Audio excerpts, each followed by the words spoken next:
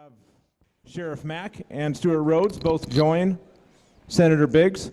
They'll both give their perspectives on a constitutional convention or Article 5. We'll give them both about 5 to 10 minutes. And then afterwards, we'll have a question and answer from the crowd. So Sheriff Mack, Stewart Rhodes, if you could please come up and don't forget your drink.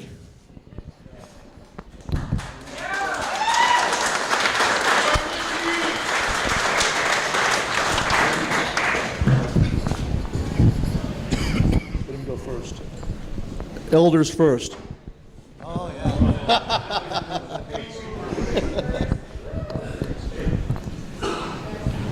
Tall guys first. Or elder statements first. Yeah. Can you hear okay? This seems to be a little bit, I'll try to enunciate as best I can. Just to get one little thing out of the way, I'm doing better, and I can tell you with heartfelt sincerity, I'm really grateful to be here. And I appreciate all your faith and prayers. And my wife says the same. She wasn't able to be here tonight. I'm going to have to tell you that it's very rare that I just say amen to politicians. But I don't think Andy Biggs is really a politician. I view him as a statesman. And he's absolutely correct. You want to stop the federal government from what it's doing? Get your state to do its damn job. So the only reason I say that is because when I sued the federal government, that's what this whole thing was about. How many sheriffs do you know, especially from Arizona, that ever sued the federal government, took a case all the way to the United States Supreme Court, and won a case on the issue of local sovereignty, local autonomy, states' rights, the 10th Amendment? And I have the decision in my hand here, and every time I look at the decision, I'm just amazed that the Supreme Court said what it did. Okay, I admit it was a 5-4 split, but so was Obamacare, and we still have Obamacare. You know, it's still there. And the whole thing is erecting the barriers. Erecting the barriers. Who is going to do that? An Article 5 convention or the states? When Madison said we can safely rely on the disposition of state legislatures to erect the barriers against the encroachments of the national authority.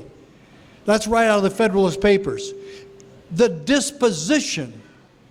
And then, of course, the disposition is to stand against Obamacare and other incursions from the federal government until they offer the governor $2 billion to go along with it. That's exactly what Jan Brewer did. And not only that, I really liked it because she had a Star Wars meeting to do it. You didn't know that, did you? See, in the how many ever Star Wars there are, and I'm not a Star Wars nut, whatever, I don't care. But I was watching one of them, and I think it was episode 3, and the Universe Senate was voting on something. Remember that part? And Natalie Portman's part, what was she, a senator, something or other? And they're having all this universal voting, and it was a horrible law, and they all voted for it. And then there was, when they passed it, they did so with thunderous applause. And she goes, that's how liberty is killed, with thunderous applause. Well, that's exactly what Jan Brewer did. She got a bunch of people to come out in front of the state capitol, and she goes, I'm taking the $2 billion offered by Barack Obama and the federal government. So we're going to expand Arizona's Medicaid. She took the bribe, she took the money, and she went along with an atrocity because they paid. And the federal government continues to do that. They offer their little bribes to our sheriff's offices and to our chiefs of police and to any other agency that will take the money. First, we've got to stop taking the money, and if the state of Arizona really wants to get serious about erecting the barriers against the encroachments of the national authority, stop sending them the money. Yeah, stop. Okay, so, and do we have the authority to do that? Yes, it's called the 10th Amendment. There isn't anything that's going on in our country today that the states can't stop. And even spending. You want to balance the budget? Get the governors together and the state legislatures together and tell them, this is how it's going to be from now on. We're not going to send you this. We're not taking this. We're not going to do this. And we might even tell the citizens, we might even pass a law in Arizona to nullify federal income tax.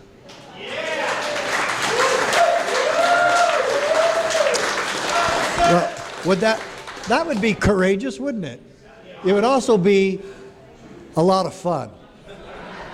Now in my decision, let me tell you a few quotes. This is from the United States Supreme Court. This will probably shock a few of you. Okay? Quoting the New York versus United States decision, Scalia, writing this for the majority, says, and I quote, "We have held, however, that state legislatures are not subject to federal direction." End quote. We're not. The only reason we go along with them is so we can be nice and get the money, and they'll come out here and they'll send the DEA out here to stop drugs coming from across our border. What a joke. And oh, maybe they'll send some more Border Patrol agents and secure the border. So we wouldn't have all this huge, stupid fight that we're going through. Wasn't it Governor Napolitano who was going to send the Highway Patrol down to secure the border? About right before she decided to join Barack Obama. And then she didn't do it anymore after that. She was actually talking about doing that because it would just be a common sense thing to do, even if you are Governor Napolitano. Then another quote, get this. What does this do to Obamacare? This decision came out in 1997. None of this has ever changed. This is the most powerful 10th Amendment decision in the history of our country. And Andy was absolutely correct. You want to bring the federal government within its proper perimeters? Exercise state sovereignty. And you can do it. Listen to this. The federal government, we held, may not compel the states to enact or administer a federal regulatory program. The Supreme Court said this in 1997. We didn't have to go back to court on Obamacare. We could have already opted out. We could have just exercised what's already there. Do you know how many states have used this case to nullify Obamacare or to sue and use this case? It's been at least 5 or 6 now. South Carolina, one of the first ones. Oklahoma, Idaho, to mention a few others. Now, Scalia also gives us the same conclusion and solution that we've been talking about all night tonight. He said, quote,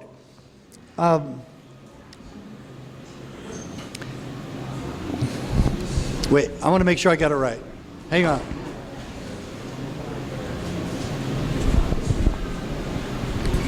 A healthy balance of power between the states and the federal government will reduce the risk of tyranny and abuse from either front. So how do we make sure that the federal government doesn't abuse or exercise tyranny over the people? We must maintain a healthy balance of power between the states and the federal government. Can I ask you a simple question, Kelly, or anybody else in the room?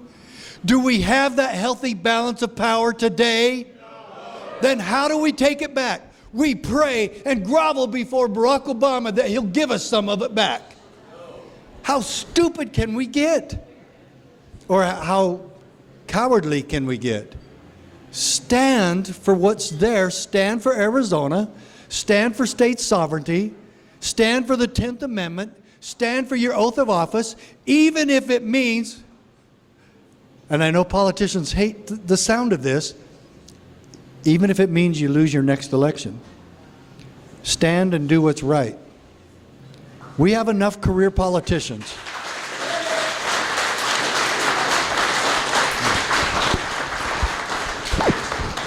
And one other little tiny solution that he puts in here, it's almost like an equation, this whole thing, because he takes you, the only thing he does, Scalia does, is take us through a historical lesson, American history. He just goes through the history of America, and he reinforces what the Supreme Court is supposed to do, interpret the Bill of Rights for us. That's not their job. Enforce the Bill of Rights is their job.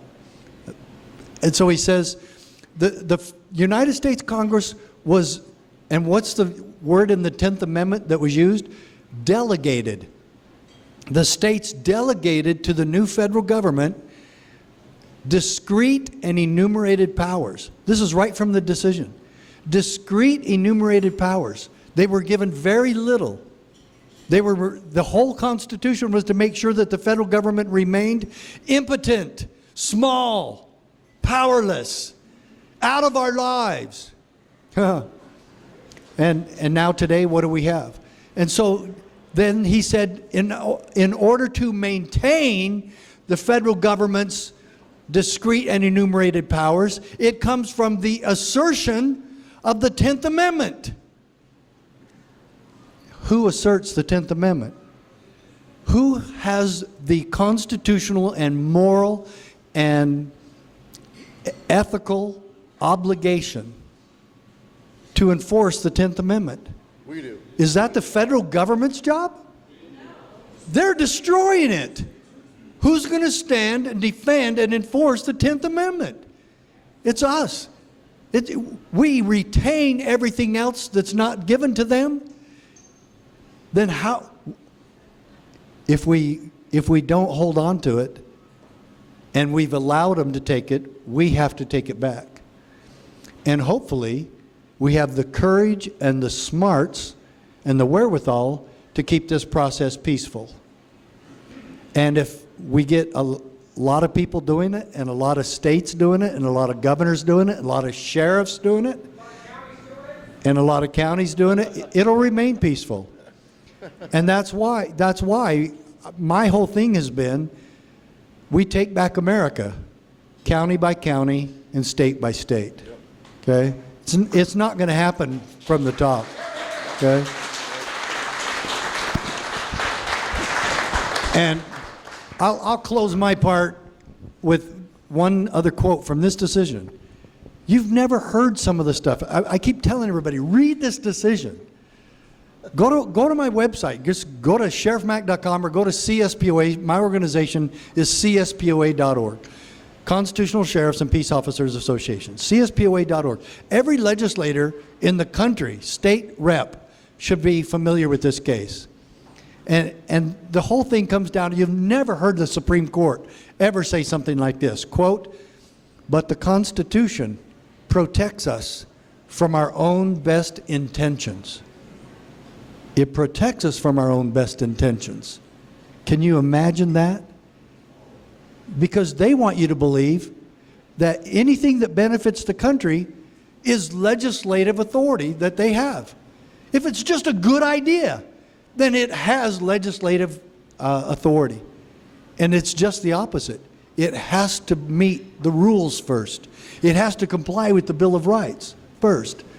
But the Constitution protects us from our own best intentions. It divides power among sovereigns and among branches of government precisely so that we may resist the temptation to concentrate power in one location as an expedient solution to the crisis of the day. End quote. Have you heard that crisis of the day thing before? It's the Obama administration motto. Never let a good crisis go to waste, even if you have to create one. And that's exactly what they did with the Affordable Care Act. And now, how do we take back freedom in America? County by county, state by state. Thanks.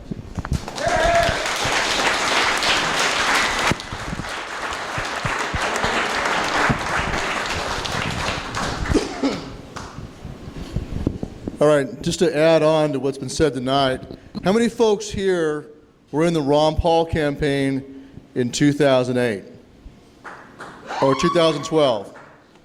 Right, served as delegates, saw what happened at the state conventions. What did you see happen at the state convention in 2008 for starters, and then saw it repeated in 2012? What did you see? So give your money to Kelly Moore! You saw corruption. You saw corruption, manipulation of the rules, direct violation of their own rules, every dirty trick you can think of to make sure that the Ron Paul supporters did not send delegates to the national convention. Right. I was a delegate in Nevada. I was on the platform committee there. I saw it in person. When they realized we were about, when the McCain people, the McCain machine, when the GOP machine realized we were about to capture the great majority of the delegates, they suddenly suspended the convention and said, oh, we've run out of time at the venue here at the casino we paid for. They're going to turn the lights off and shut the doors. We have to reconvene at some later date yet to be determined. That's what they did. They didn't try to go to the hotel staff and say, we need an extra hour or two, because they were just wanted to stop us. And we saw that across the country. You guys saw it, right? You saw it right here in Arizona. What did you tell me earlier today? They turned out the lights. Turn out the lights. Same exact kind of manipulation and gross violation of your right to participate in the process. And the Supreme Court ruled a long time ago that internal political parties have every right to run it any way they want to. You can't do jack about it. What's going to happen at a convention? And in Nevada, all the blue-haired old Republicans who were rejecting the young blood, they got a party that's dying. They're all walking around with oxygen tanks and walkers, and yet they're rejecting and hating the young blood coming in from the Ron Paulers. You know what they cared about? You know why they did all that? Because they wanted to go to the national convention as their big gala. That was their big chance to go on a vacation and have good times with their friends. That is why they did that. The rank and file participated because of that. Low stakes. And of course, in the GOP Good Old Boy Network, the stakes were simply getting their already preordained, anointed candidate who would go along with the program of the destruction of this country. John McCain is a traitor to the Constitution. He should be tried for treason before a jury of his peers, which he would deny you. He supports your denial jury trial.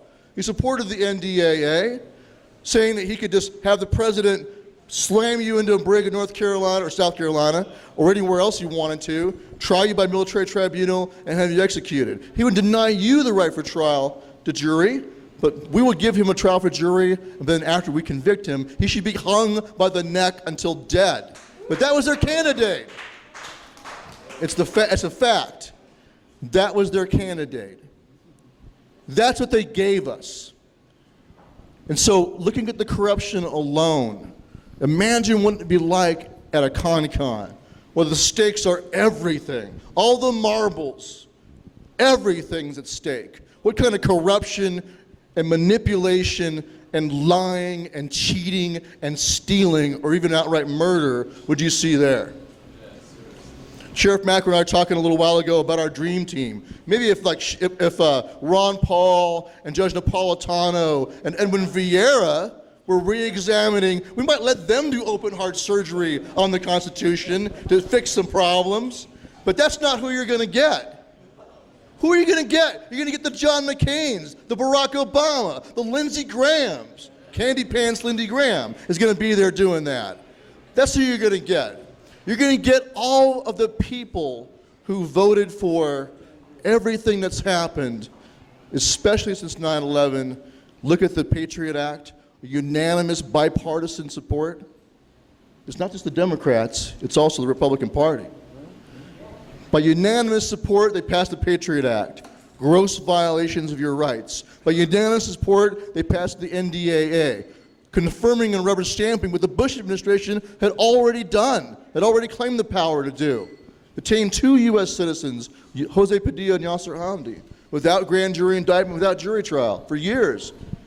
And the Supreme Court had jumped on in the Hamdi decision, and it's a bipartisan assault on our Constitution. In the executive branch, Bush and Obama agree. In the judicial branch, the federal judiciary agrees as well. They said, yes, there is nothing in the Constitution, this is what O'Connor wrote, nothing in the Constitution that prevents the U.S. government detaining a U.S. citizen as an unlawful combatant. Nothing.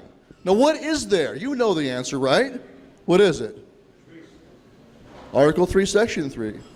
And Article 3, Section 2 says all crimes must be tried by jury, and Article 3, Section 3 defines the crime of treason. It's right there. And yet, you've got the judges, the executive branch, and the legislative branch all saying, we don't care about that, or they're ignorant of it. We're going to go ahead and try you by military tribunal instead.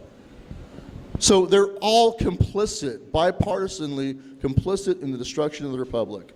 So setting aside the corruption you would see, even if you had a fair process, whatever that would look like, who is going to be electing the delegates? The same people, the same two-party machine. Like Pat Buchanan said, it's like two wings on the same bird of prey. That is who is going to stack and lead those conventions. And the voters are responsible too. Who keeps sending these oath breakers back to Congress over and over again? It's the voters. Same goes for legislatures here in the states. In Congress, how many constitutionalists are in Congress? How many? 2 or 3? Maybe. The most consistent one of all was Congressman Paul. He was the one you could not find, you'd be lucky to find 1 or 2 examples of any fault. He was consistently dedicated to defending the Constitution. The rest of them, they're not, with very few exceptions. In your legislature right here in Arizona, what percentage do you have who are constitutionalists right now? How many? 5? Maybe, no, oh, heck no. A tiny fraction, right? 2 or 3. Right, most of them are right here. A tiny fraction. That is not just a reflection of the political machine, and it certainly is that. Both the Democrats and the Republicans do all they can to stop the constitutionalists. But it's also a reflection of the electorate. Let's just face the facts, as you said earlier. We are not in the same situation as our founding republic. The American people are not. In public schools, they don't teach you your heritage, your history. They don't teach you the Constitution. You don't read the Federalist Papers. You know, in Sheriff Mack's class at a heritage school, they'll be reading the Federalist Papers, right? That's right. But they don't do that nowadays. How many of you have read the Constitution front to back? Okay? So I'm going to give you a quiz. One last thing I'm going to do. Tell me, what are the 3, and you guys were at the Oathkeeper meeting last night, can't answer. What are the 3 purposes that Congress is empowered by Article 1, Section 8 to call forth the militia to do? What are the 3 purposes? Suppress insurrections, repel invasions, And keep the peace.